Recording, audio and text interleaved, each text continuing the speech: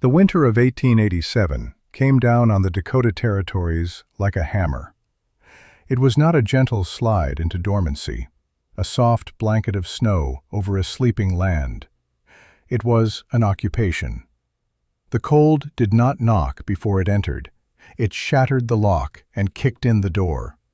It was a tangible presence, a thief that stole the heat from your bones, the breath from your lungs, and the hope from your heart.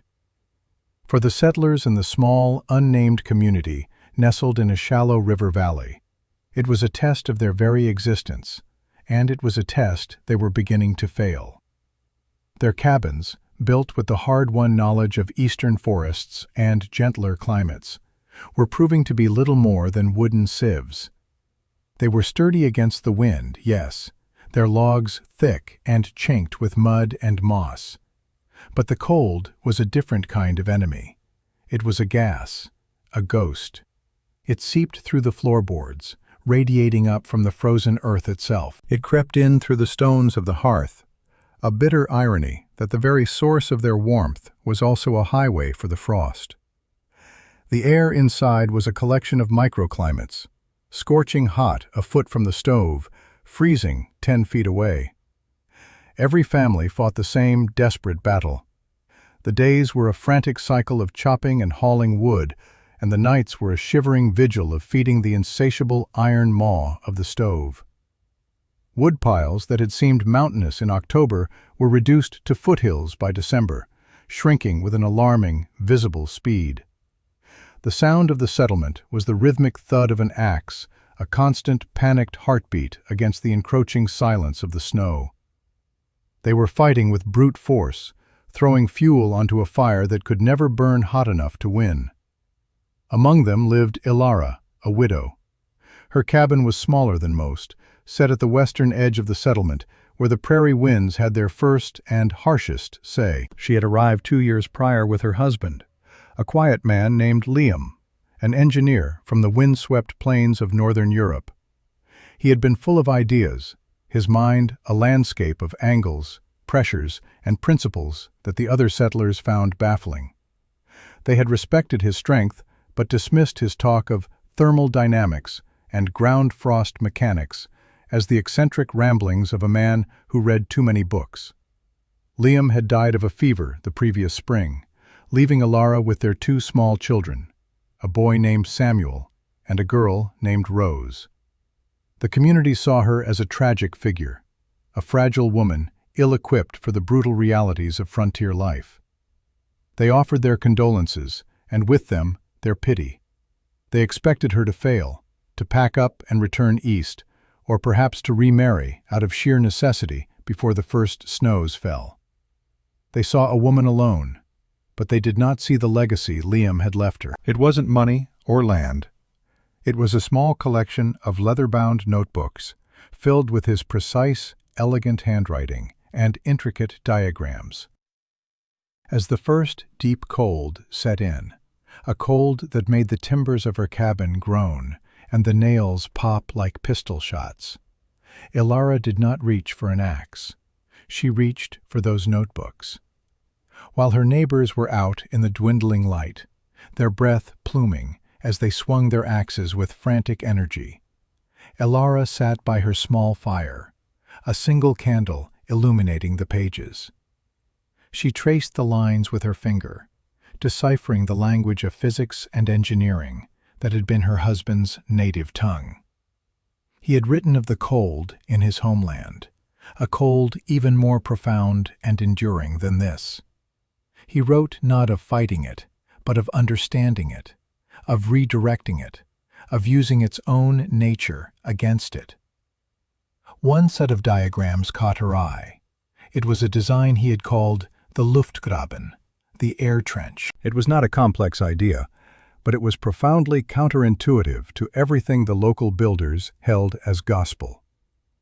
It involved digging, not for a root cellar, not for a well, but a deep, wide trench that would encircle the entire cabin, creating a buffer of trapped, unmoving air between the house's foundation and the deep, penetrating frost of the surrounding earth.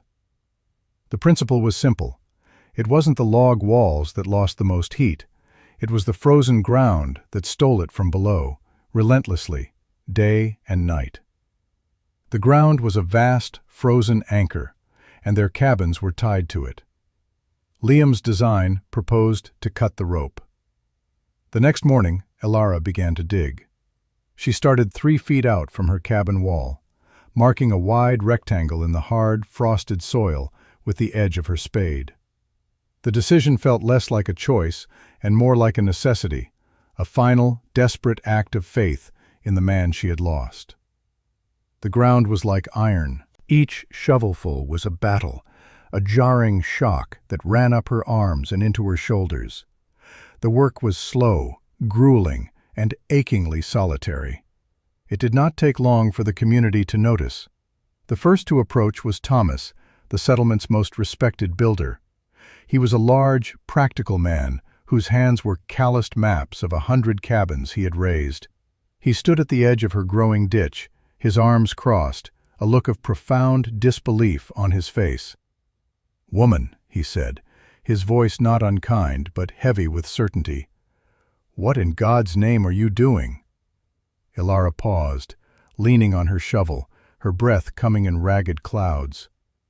"I'm digging a trench," she said simply. "I can see that," Thomas grunted. "To what end?" "You'll invite the frost right into your foundation. You'll heave your floorboards and crack your base logs. This is foolishness. Your time is better spent on your woodpile. There's a bad winter coming." "The woodpile won't solve the problem," she replied, her voice quiet but firm. "It only treats the symptom." Thomas shook his head, a gesture of both pity and frustration.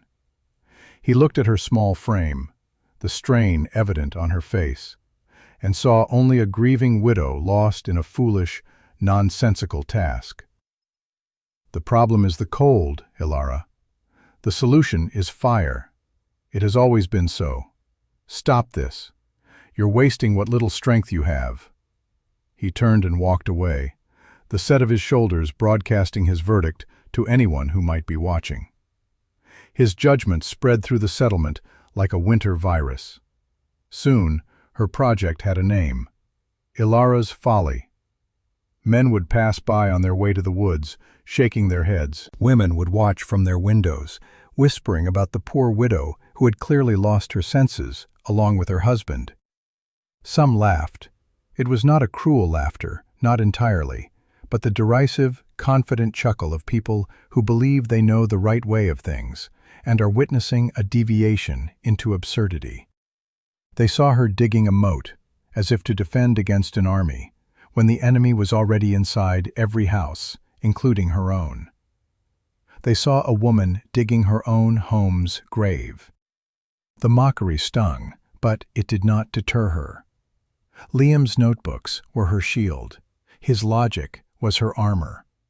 Every night she would read his words again, reaffirming the principles. "Still air is the perfect insulator," he had written. "The earth does not generate cold. It is a thermal battery that leaches heat. We must disconnect the house from the battery." His voice was so clear on the page, so confident, that it drowned out the whispers and the laughter of her neighbors. She was not just digging a trench. She was completing his work. She was honoring his memory in the only way she knew how, by trusting his mind. So she worked, day after day, from the first weak light of dawn until the purple dusk fell and it was too dark to see. Aara dug. The trench grew deeper, wider. Her hands, accustomed to needlework and kneading dough, became raw, blistered, and then calloused. Her back ached with a fire that competed with the one in her stove. Her children, Samuel and Rose, watched her from the cabin window, their small faces pressed against the cold glass. They were too young to understand the physics, but they understood their mother's determination. They began to help in small ways, bringing her water, clearing loose stones, their presence a silent, unwavering source of strength. While Aara toiled in her strange earthen project, the rest of the settlement was a hive of frantic, traditional activity. The ring of axes was incessant. Men pushed deeper into the woods, felling trees that should have been left for future seasons. They were in a race against the calendar, a desperate scramble for fuel. Thomas was the busiest of all, moving from cabin to cabin, helping neighbors re-chink their walls with a fresh mixture of mud and dried grass, offering advice on how to stack wood for better drying, how to bank a fire to make it last the night. He was the pillar of the community, the bastion of accepted wisdom. His methods were proven, his logic simple. If the house is cold, build a bigger fire. If the wind gets in, add more mud. His own cabin was a testament to his skill. The logs were perfectly scribed, the corners tight as a drum. No one in the settlement had a finer home. Yet even he felt the icy touch of the coming winter. He found himself adding an extra log to the fire before bed, then another. He saw the frost feathering on the nail-heads inside his own walls. He told his wife it was just a sign of a hard winter, nothing more. His confidence, however, was beginning to feel like a thinner coat than it had been in the autumn. Aara's work, in contrast, was silent and methodical. After weeks of digging, the trench was finished.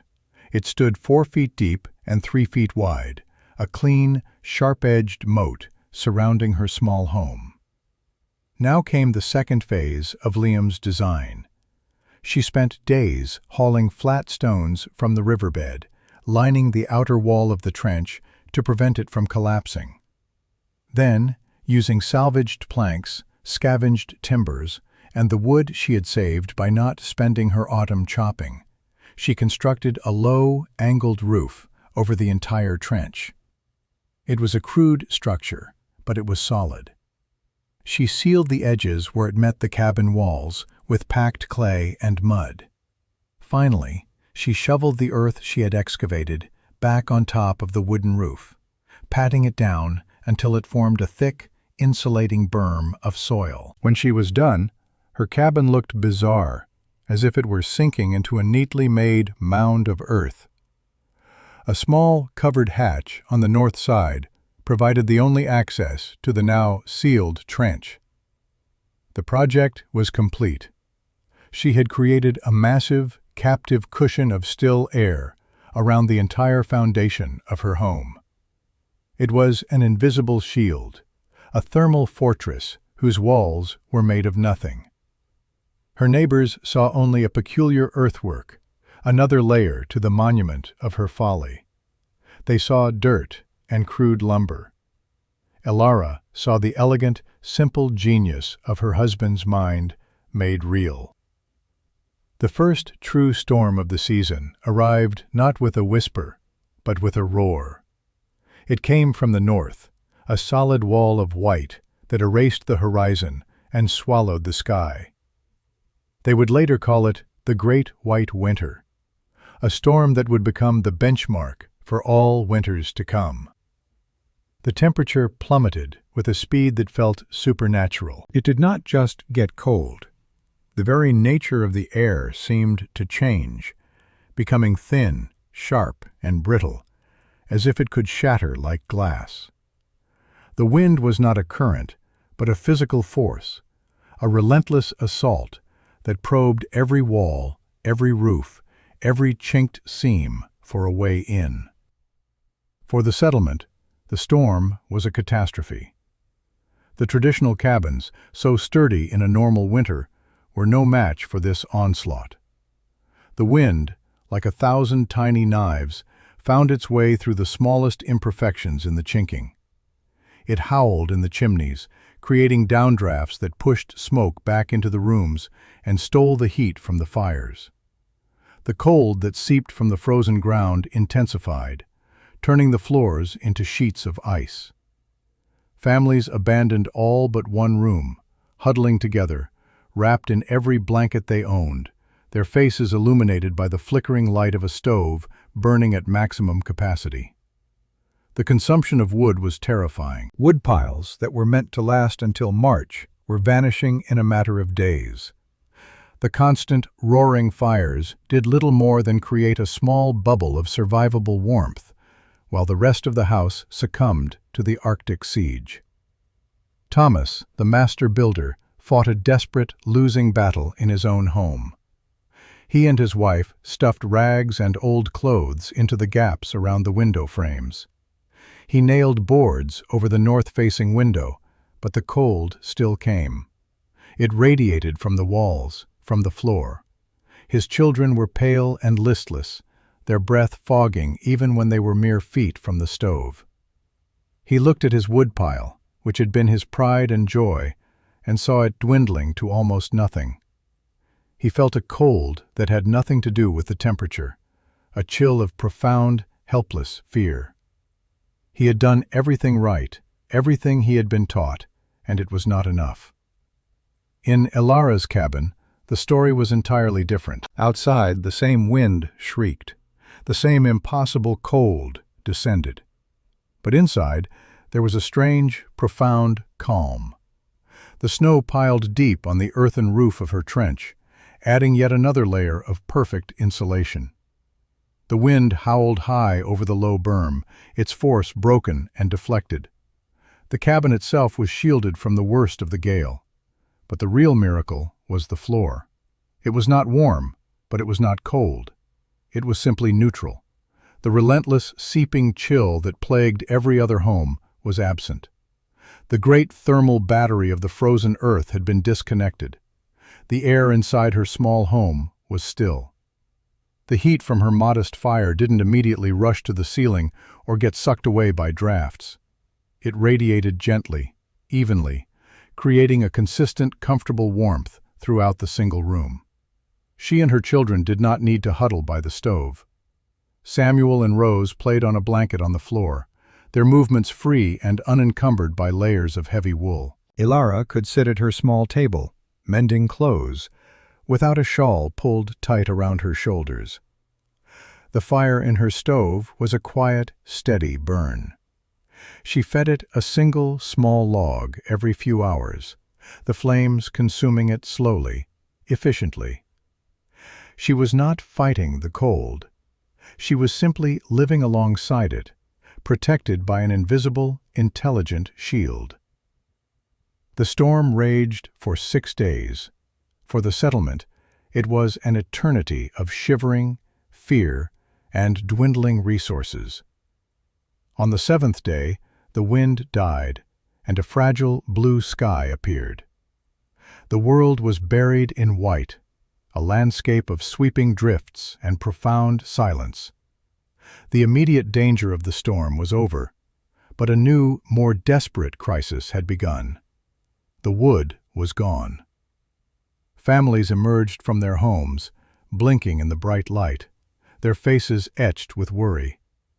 They looked at their empty wood sheds, then at the forest, buried under 4 feet of snow, an impossible distance away. Then they looked at Aara's woodpile. It stood out against the white landscape like a declaration of defiance. While their own piles had been devoured, hers had barely shrunk. It was smaller, yes, but it was still a substantial, reassuring stack of fuel. It was an impossibility, a miracle that defied the laws of winter as they understood them. It was the most damning evidence imaginable that they had been wrong, and she had been right. Thomas was the first to make the journey. His own firewood was down to a handful of logs, enough for perhaps one more day. His pride was a small, cold thing compared to the shivering of his children. He wrapped himself in his heaviest coat and began the arduous trek through the deep, powdery snow, his legs sinking to the thigh with every step. The journey of 200 yards felt like a mile. As he approached her cabin, he steeled himself for what he might find. He still harbored a sliver of doubt, a desperate hope that it was all a trick of the light, that she was as cold and desperate as he was. He knocked on her door, his knuckles numb. The door opened, and a wave of warmth washed over him. It wasn't the scorching, dry heat of an overstoked stove, but a gentle, steady, and pervasive warmth. It was the air of a calm autumn afternoon, not the dead of a Dakota winter. He stepped inside, and his jaw fell slack. Aara stood there, calm and composed. Her children looked up from their game on the floor, their cheeks rosy and healthy. There was no smoke in the air, no frantic energy. The fire in the stove was a gentle flicker, a mere whisper of flame. He looked through her small window at the woodpile outside, the impossible woodpile, and then back at the serene warmth of the room. It did not compute. He stood there, a large, powerful man rendered speechless, dripping melted snow onto her clean-swept floor. He felt the foolishness of his earlier pronouncements, the arrogance of his certainty. He had laughed at her. He had called her a fool. He was the fool. Aara did not gloat. There was no hint of triumph in her eyes, only a quiet, patient understanding. She gestured to a chair. "Thomas," she said, her voice soft. "Come in. You look frozen. Let me get you some tea." The simple act of hospitality shattered the last of his pride. He sank into the chair, the steady warmth of the room seeping into his chilled bones. He looked around, trying to understand. The walls were the same logs as his. The stove was smaller than his. The only difference was the one he couldn't see, the one buried under the earth. "How?" he finally managed to ask, his voice hoarse. "How is this possible?" She sat down opposite him, her hands folded on the table. She began to explain, not with the air of a lecturer, but as if sharing a simple truth. She spoke of her husband, Liam, and his books. She explained the principle of the air trench, the Luftgraben.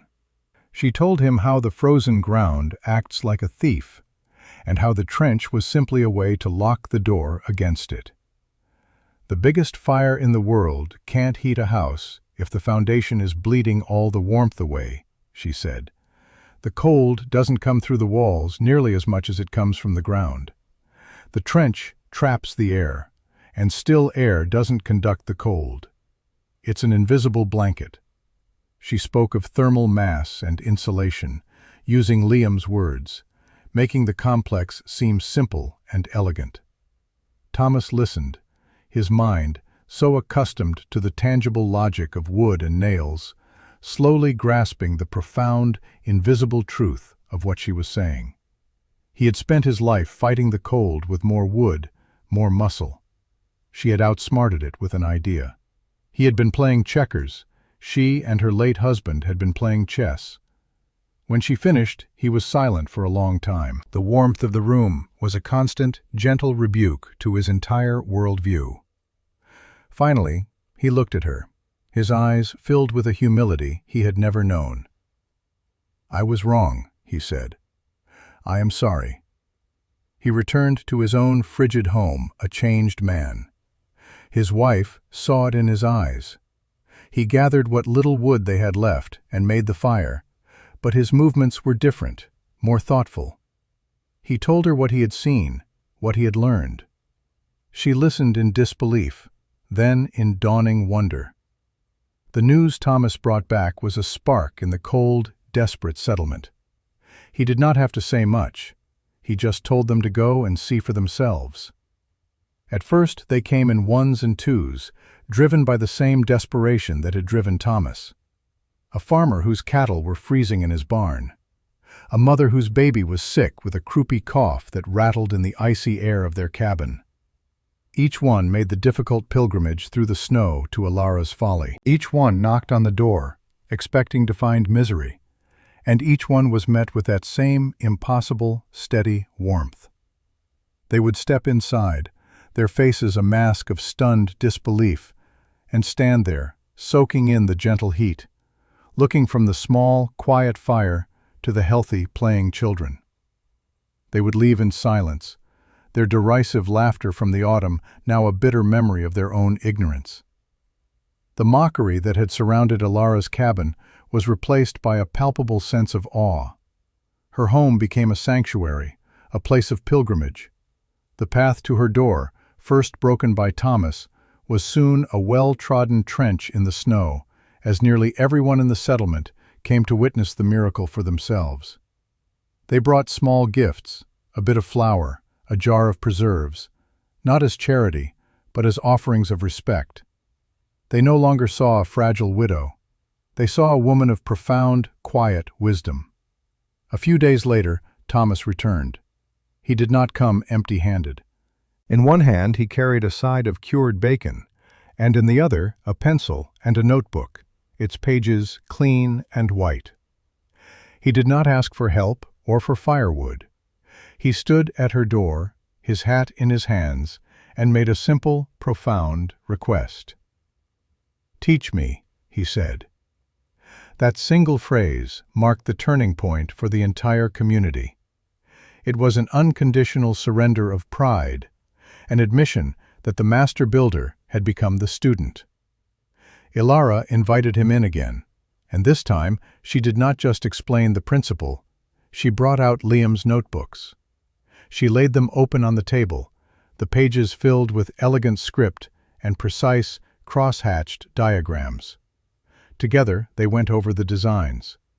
She explained the optimal depth and width of the trench, the importance of a properly angled roof to shed moisture, the need for the air gap to be completely sealed.